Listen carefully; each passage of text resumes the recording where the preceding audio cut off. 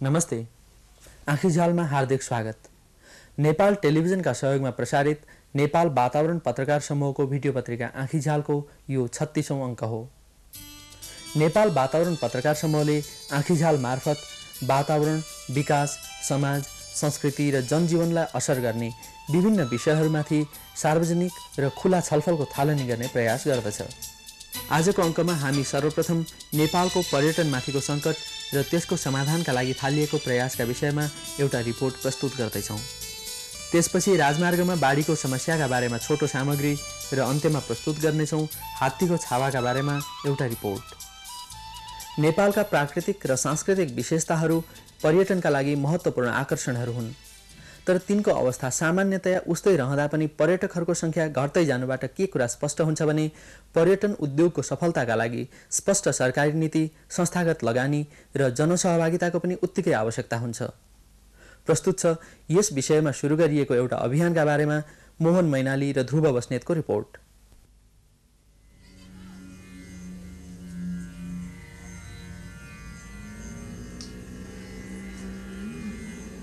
स्वयम्भूनाथ नेपालको मात्र होइन, विश्वकै सम्पदा सूचीमा परेको महत्त्वपूर्ण स्थल।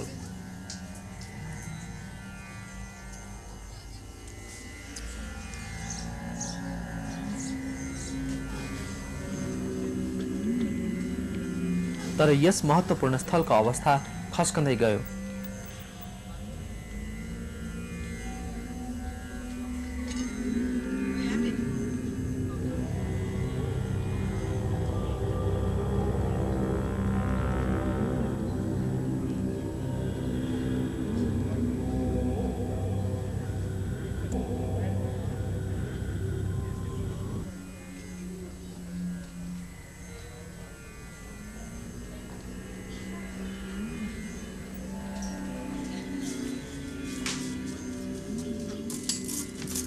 जथाभावी घर थपिँदै गए, हरियाली घट्दै गयो।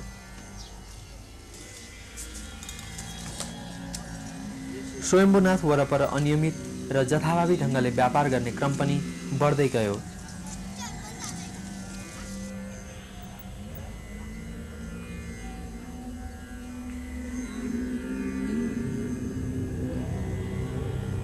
स्वयम्भूनाथको डाँडामा फोहोरका सानातिना थुम्का नै बनिए।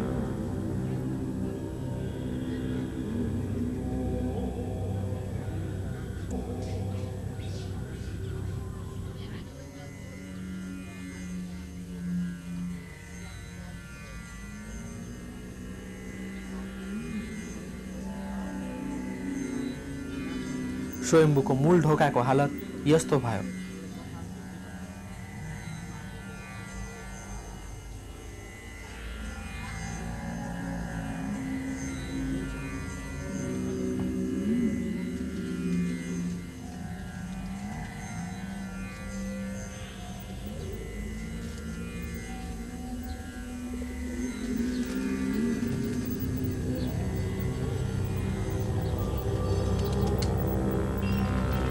छोटकरीमा भन्नुपर्दा स्वयम्भूनाथको छवि धमिलिन थाल्यो।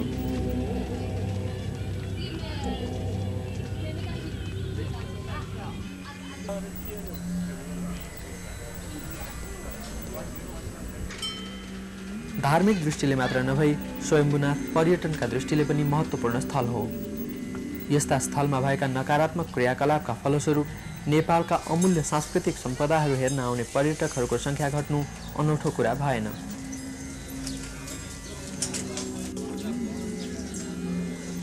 त्यसो त नेपाल आउने पर्यटकहरूले यहाँका सांस्कृतिक सम्पदा मात्र हेर्दैनन्।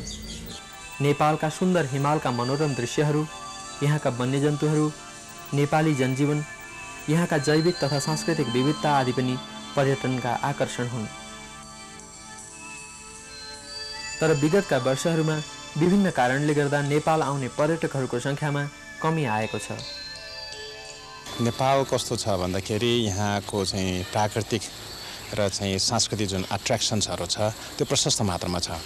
त्यो यति धेरै पोटेन्सियल छ कि यसले विभिन्न किसिमको टुरिस्टहरू विभिन्न देशबाट धर्मको लागि religious tourism, cultural tourism, natural tourism सबै लिएर आउन सक्नुपर्नेमा तर त्यो चाहिँ भइराखेको छैन। र जस्तै कि 1992 मा चाहिँ 3,34,000 टुरिस्ट आयो, त्यसपछि यो घट्दै पनि गयो। त घट्नेको मुख्य कारणहरू के पनि हुनसक्छ भन्दाखेरि विभिन्न ग्लोबल इस्युजहरू पनि हुनसक्छ, जुन चाहिँ हामीले गर्न नसक्ने कुराहरू पनि भयो। तर आफ्नै आन्तरिक कुराहरूमा पनि जस्तै कि यहाँको पोल्युसनको कुराहरू, अनफेयर पब्लिसिटीहरू भयो विदेशतिर, जस्तै कि न्युजविकमा चाहिँ गुड बाई टु साङ्ग्रिला भन्ने आर्टिकलहरू। विदेशी मुद्राको एउटा महत्त्वपूर्ण स्रोतका रूपमा रहेको नेपालको पर्यटन क्षेत्रले समस्या भोग्नु निश्चय नै कसैका लागि पनि खुसीको कुरा होइन। टुरिज्म एउटा यस्तो खालको इन्डस्ट्री हो, हुन त अब अङ्ग्रेजीमा के भन्ने गरेको छ भने tourism is an industry, smokeless industry पनि भन्छ, अथवा चाहिँ गुड्स द्याट ले गोल्डन एग्स भनेर भन्छ, सुनको फुल पार्ने हाँस हो पनि भन्छ। तर त्यो जुनसुकै चाहे हाँसै होस् जोसुकै भए तापनि त्यसलाई पनि दाना चाहिँ खुवाउनुपर्छ। यसको दाना भनेको के हो भन्दाखेरि यसको वातावरण, सांस्कृतिक वातावरण र चाहिँ प्राकृतिक वातावरण, त्यही हेर्नको लागि मान्छेहरू आउँछन् विदेशबाट। जब हामीले त्यसैलाई नै धमिलायो भने, त्यो चाहिँ हाँसको जुन गुणलाई धमिलायो भने चाहिँ त्यसलाई राम्रोसँग दाना खुवाउन सकेन भने जसबाट त्यो फुल नआउन सक्छ। त्यस्तै पारामा यो वातावरणको संरक्षण, सांस्कृतिक वातावरणको जगेर्ना हामीले गर्न सकेन भने यो आउने जुन पर्यटक हो त्यो नआउनु पनि सक्छ। हामीसँग ठुल्ठुलो हिमाल भए तापनि, सांस्कृतिक चाहिँ हेरिटेजहरू भए तापनि नआउन सक्छ। यो महत्त्वपूर्ण स्रोतको संरक्षणका लागि अहिले राष्ट्रसङ्घीय विकास कार्यक्रमका सहयोगमा पार्टनरसिप फर क्वालिटी टुरिज्म नामक परियोजना सञ्चालन भइरहेको छ। हाम्रो सबभन्दा एउटा सर्टकमिङ के छ भन्दाखेरि खास गरी यो अन्तर्राष्ट्रिय पब्लिसिटी प्रमोसन चाहिँ धेरै नै कम्ती नै छ। र त्यस्तै किसिमसँग चाहिँ काठमाडौँको वातावरण प्रदूषण भयो भन्ने जुन अनफेयर पब्लिसिटी भइराखेको छ, त्यो पनि एउटा मुख्य कारण पनि हो चाहिँ टुरिस्ट गर्नुको कारण। र चाहिँ गाउँठाउँमा पनि पर्यटन क्षेत्रबाट, टुरिज्म इन्डस्ट्रीबाट चाहिँ त्यहाँको जनताले जुन के अरे आम्दानी हुनुपर्ने जुन फाइदा पाउनु त्यो पाउन सकेको छैन भने विभिन्न किसिमको कुराहरू भएको हुनाले क्वालिटी टुरिज्म प्रोग्राम अन्तर्गत हामीले के गर्न लागेका छौँ, सबभन्दा मुख्य उद्देश्य त कसरी गभर्मेन्ट र प्राइभेट सेक्टर चाहिँ दुइटै मिलेर एउटा चाहिँ पार्टनरसिप डेभलप हुन्छ, जसले गर्दाखेरि त्यसको फुल रिस्पोन्सिबिलिटी टुरिज्म इन्डस्ट्रीलाई म्यानेज गर्न लिन्छ। त्यस्तै किसिमसँग टुरिज्मको फाइदा गाउँमा पनि होस् भनेर हामीले साब्रुबेसी लाङटाङ क्षेत्रमा चाहिँ एउटा मोडल ट्रेकिङ भिलेजको रूपमा हामीले विकासन गरिराखेका छौँ। विभिन्न किसिमको ट्रेनिङहरू दिएर, इन्कम जेनेरेटिङ ट्रेनिङहरू, यस्तै सरसफाइको ट्रेनिङहरू दिएर। त्यस्तै किसिमसँग चाहिँ काठमाडौँ क्षेत्रमा पनि, अर्बन एरियामा पनि हामीले स्वयम्बाट चाहिँ सल्लाह गरेर यहाँको पनि हामीले गर्दै गयौँ भने चाहे डोनर्सहरू, प्राइभेट सेक्टरहरू, गभर्मेन्ट सबै मिल्दै गयो भने यस्तो ठाउँमा पनि एउटा हेरिटेज साइटलाई हामीले के अरे सफा गर्न सक्छौँ भने अर्बन इस्युलाई पनि हामीले डिल गरेका छौँ।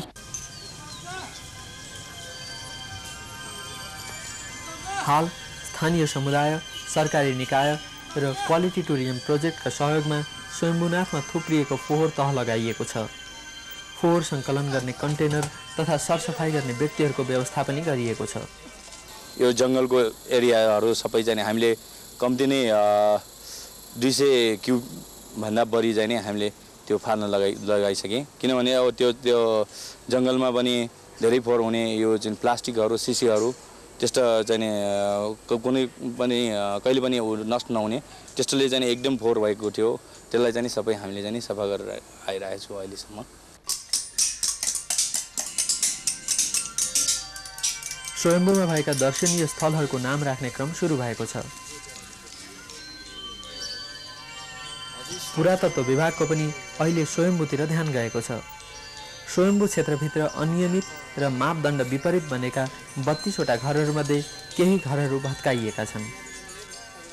अब यो योजनामा हामीले अलिकति धेरै पैसा लाग्ने आइटम्सहरूको चाहिँ हामीले काम गरेका छैनौँ, किनभने यो मूल अब्जेक्टिभ नै यो पछि गएर कम्युनिटीले आफैले गर्न सकोस् भन्ने ध्येय राखिया हुनाले र समूल हामीले अब सरसफाइको कार्यक्रम गराएका छौँ। सरसफाइ गर्दाखेरि पनि हामीले आफ्नै स्विपर्सहरू, प्रोजेक्टको स्विपर्सहरू नराखेर यहाँ जुन स्थानीय समुदायले राखिरहेको स्विपरहरूलाई नै त्यसलाई म्यानेज गरेर मात्रै त्यो जुन उनीहरूले नजानेको कुराहरू सिकाएर फोहोर सफा गरिसकेपछि लगेर खसाल्नुपर्छ भन्ने कुराहरू सिकाएर त्यस्तै गरेर अब जम्मा भएको फोहोर चाहिँ डिस्पोज गर्नलाई हामीले एसिस्ट गरिदिने उहाँहरूलाई र अहिले चाहिँ सहरी सेवा प्रयोग गरेर त्यो डिस्पोज गरिरहेका छौँ। पर्यटकहरूले नेपालमा बस्दा बढीभन्दा बढी रकम खर्च गर्न सकुन्, उनीहरूले गरेको खर्च ग्रामीण समुदायसम्म पनि पुगोस् र पर्यटकहरूले राम्रो सेवा र सुविधा पनि पाउन्, अनि मात्र पर्यटन दिगो हुन सक्छ। नेपालको विकासमा पर्यटनले सही योगदान दिन सक्छ। रसुवा जिल्लाको स्याब्रुमेसी अहिले यसको एउटा उदाहरण बनेको छ। काठमाडौँबाट 137 किलोमिटर टाढा उत्तरमा लाङटाङ खोला र भोटेकोसीको किनारमा रहेको यस सानो गाउँमा विगत केही समयमा देख्न सकिने खालको परिवर्तन आएको छ। हाम्रो मेन उद्देश्य चाहिँ यो स्याब्रुमेसीलाई एउटा मोडल ट्रेकिङ भिलेज बनाउने भन्ने हिसाबले हामीले यो गाउँ छान्यौँ र त्यो गान्द्रुक हेरेर आएपछि यिनीहरू चाहिँ अति नै उत्साह भए र त्यसपछि यिनीहरूले धेरै कामहरू गर्न थाले र यहाँ मेन प्रब्लम के देखिएको थियो भने सरसफाइ चाहिँ मेजर प्रब्लम थियो। यहाँ तपाईँको अन्नपूर्ण र एभरेस्ट एरिया हेरिकन लाङटाङमा चाहिँ धेरै कम टुरिस्ट आउने, हामीले धेरैसँग कारण बुझ्दाखेरि चाहिँ सरसफाइ चाहिँ मुख्य काम पनि भन्ने कुरा गरे यिनीहरूले र त्यो प्रोजेक्टमा हामीले चाहिँ एउटा एन्ट्री पोइन्टको हिसाबले यो लज म्यानेजमेन्ट ट्रेनिङ लिएर आयौँ, जुन कि 14 दिनको तालिम हामीले यहाँ चलायौँ। त्यसपछि अहिले चाहिँ धेरै मान्छेहरूले त्यो गान्द्रुकको भ्रमण र लज म्यानेजमेन्ट ट्रेनिङ पछि आफ्नो लजहरूलाई राम्रो बनाउने, समिति खडा गर्ने, टुरिस्टबाट अलि धेरै पैसा आर्जन गर्न सिकेका छन् र गाउँको सरसफाइ पनि धेरै राम्रो प्रगतिमा भइरहेको छ हामीले पायौँ र धेरै टुरिस्टहरूले पनि यसको बारेमा कुरा गरे र अहिले हामी चाहिँ हाम्रो प्रोजेक्टको 3rd फेजमा काम गरिरहेको छौँ। त्यो चाहिँ यहाँको हाइजिन एन्ड सेनिटेसन प्रोग्राम हो। त्यसमा चाहिँ हामीले 3टा कम्युनिटी टोयलेट बनाउने छ, जसको लागि यहाँका जनताले जग्गा चाहिँ डोनेट गरे र खानेपानीको व्यवस्था मिलाउने र यहाँ हट वाटर स्प्रिङ छ, जुन कि टुरिस्टहरूलाई असाध्यै राम्रो छ।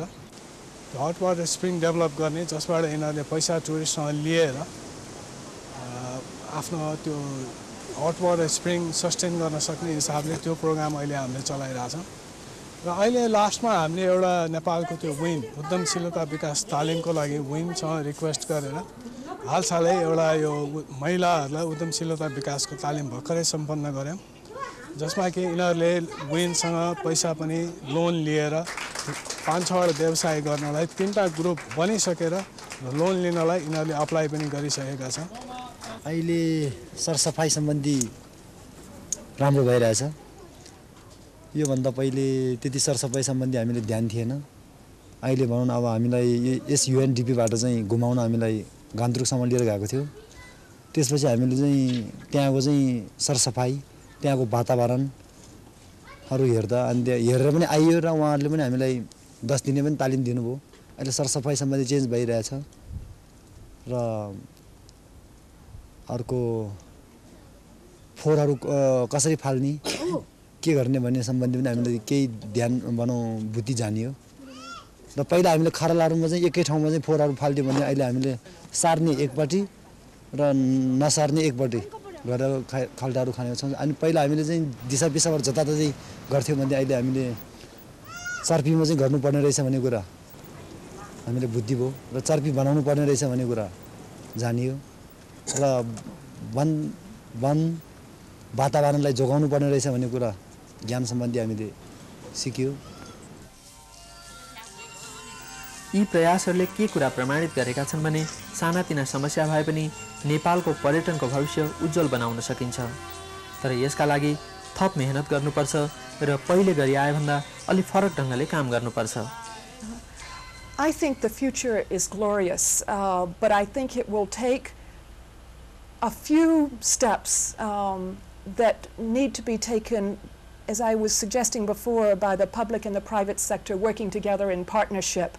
We've all often read that tourism in Nepal has been primarily promoted and developed by the private sector. But in every country that has a very successful tourism industry for their economy, the government has had to put a lot of assistance also to work with the private sector. And so we think here, if you could have the kind of partnership that it would allow both the public sector at the very community level, as perhaps we can talk about later in Lantang and Shabrubesi and other places, and the private sector in terms of all the hotel association, all the various elements of the tourism industry that you have here in the private sector.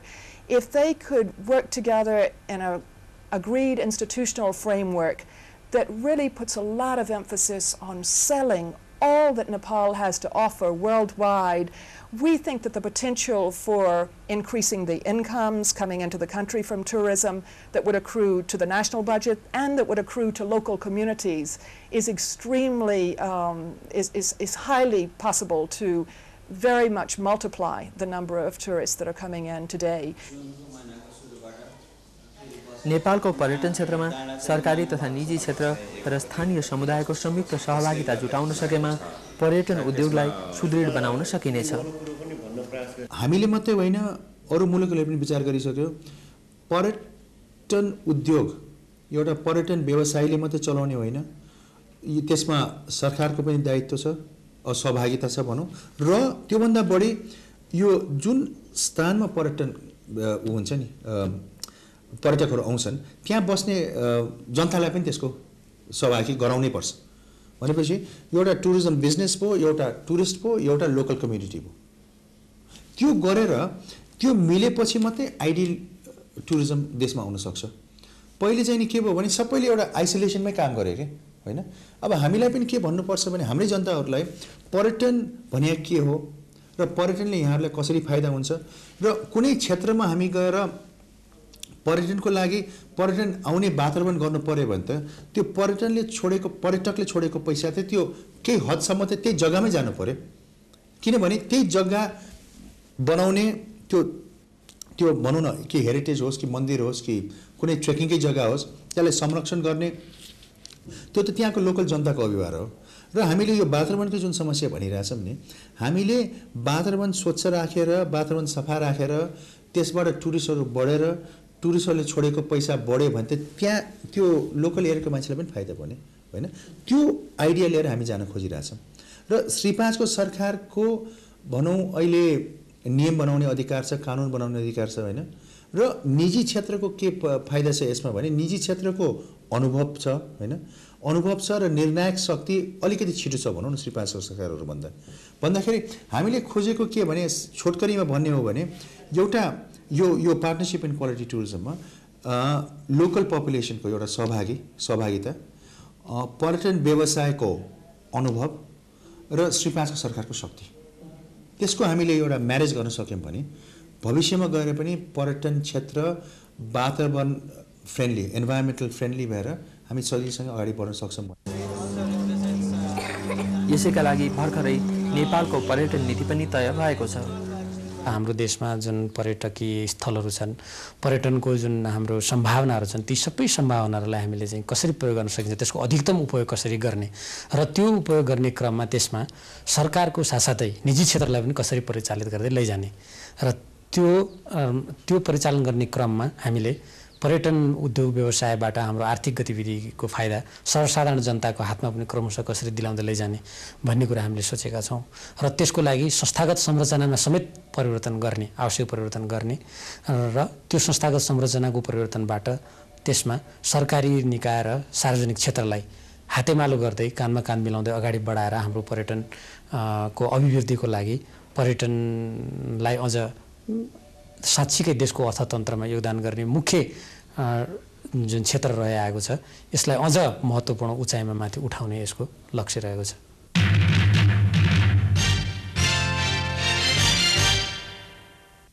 हाम्रो देशमा भौतिक पूर्वाधारहरूको निर्माण सुरु भएको 4 दशक भइसक्यो, तर अहिलेसम्म पनि हाम्रा प्रमुख राजमार्गहरू बर्खायाममा कैयन दिनसम्म बन्द रहने गरेका छन्। काठमाडौँका एकजना भिडियो व्यवसायी 4 दिनसम्म पर्खेर पनि महेन्द्र राजमार्गको नारायणगढ बुटवल खण्डमा पर्ने एउटा सानो खोलो तर्न सकेनन्। प्रस्तुत छ उनीबाट आँखीझाललाई प्राप्त एउटा छोटो सामग्री। ठुला सडक बनेर मात्र के गर्नु, सयौं सवारी साधनमा हजारौं मान्छेले दैनिक यात्रा गरेको तथ्याङ्कले के गर्नु जब मुलुकको प्रमुख राजमार्गलाई एउटा खहरे खोलाले 4 दिनसम्म पुरै अवरुद्ध गराइदिन्छ।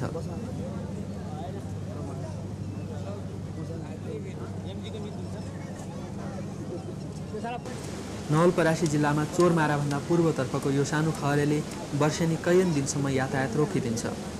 पुल त यहाँ छैन नै, बाढी सम्बन्धी सूचना दिने जस्तो कम खर्चिलो र प्रभावकारी उपाय पनि यहाँ अपनाइएको छैन।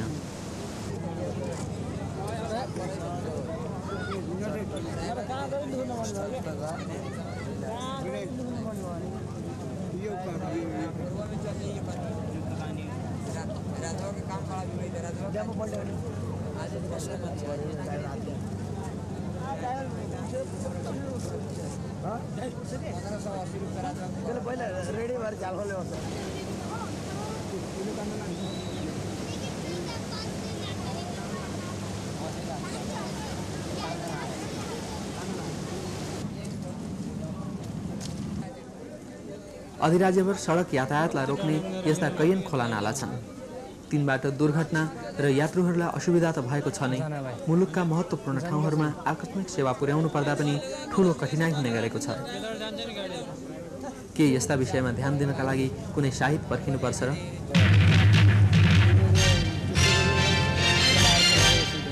हामीले आँखीझालको 9औं अङ्कमा यहाँहरूलाई चितवनको खोरसोर स्थित हात्ती प्रजनन केन्द्रमा एउटा छावा जन्मेको सुसमाचार सुनाएका थियौं। त्यसबेला त्यो छावा सानै थियो। त्यसको जीवनमाथि कैयन खतराहरू थिँदै थिए। अहिले त्यो निरापद रूपमा हुर्किँदैछ।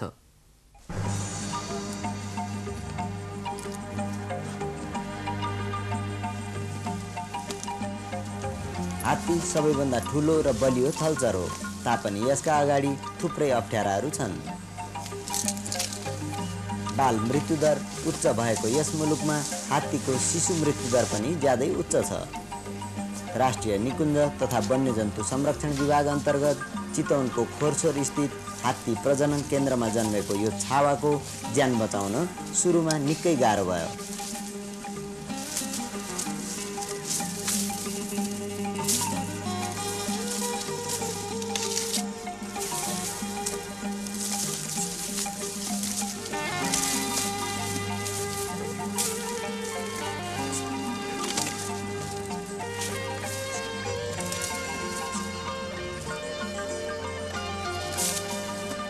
नाभिबाट धेरै रक्तस्राव भएकाले यो जीवन मरणको दोसाँधमा थियो।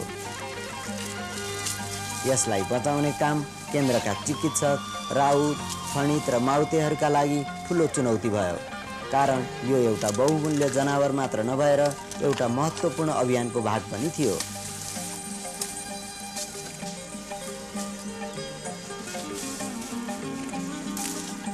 यो छावा जन्मेको 10 दिनका दिन यी दृश्यहरू छायाङ्कन गर्दा खोरसोरमा चाड आए झैँ थियो।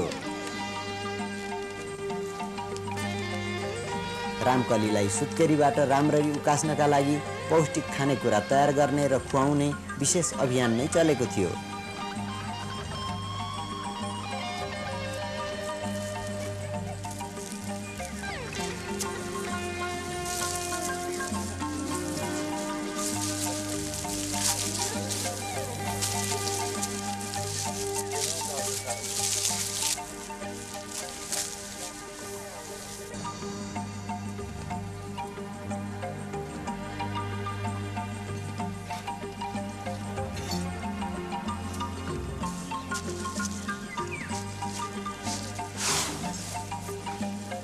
बर्माबाट उपहार स्वरूप प्राप्त मत्ता हात्ती वीरेन्द्र प्रसाद र रामकलीको सन्तान यो छावालाई उसकी आमाको दुधले मात्र नपुगेपछि क्रिम निकालेको धुलो दुध खुवाएर भए पनि हुर्काउन थालियो।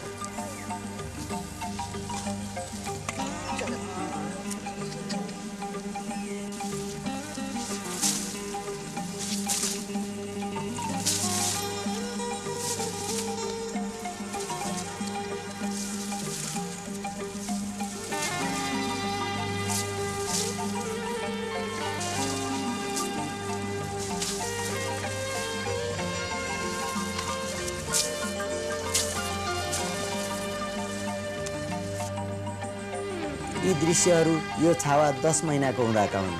अब यो आमा सँगसँगै हिँड्ने डुल्ने भएको छ। अब यसको जीवनमाथिका खतराहरू कम हुँदै गएका छन्।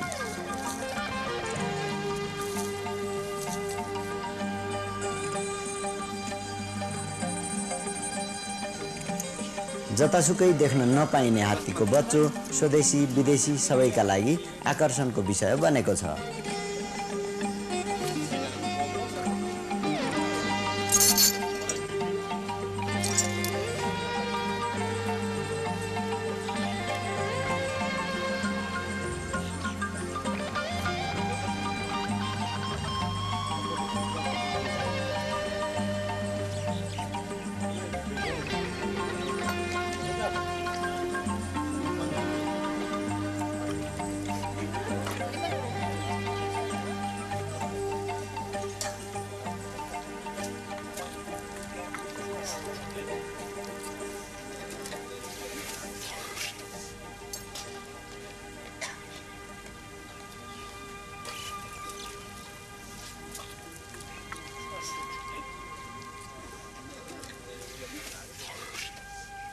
यसका साथै आजको आँखीजाल यतिमै सकिन्छ।